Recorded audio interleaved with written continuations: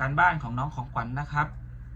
ให้ฝึกเล่นเพลง14อีกครั้งของพี่เสกโลโซนะครับวิธีเล่นก็วางนิ้วเป็นคอร์ด C แบบนี้ก่อนแล้วก็เริ่มจากการดีด5 2 1 2ต่อด้วยปล่อยนิ้วนางออกกลายเป็นสายเปล่าแล้วดีด4 2 1 2แล้วเอานิ้วกลางมากดสาย4เฟส2แล้วก็ปล่อยเป็นสายเปล่าต่อพอเล่นต่อเนื่องก็จะเป็นอย่างนี้ครับแบ่งเป็น4ชุดจังหวะที่1 2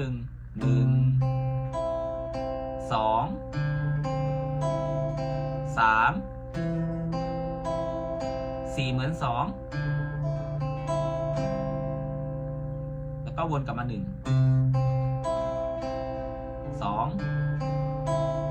3 4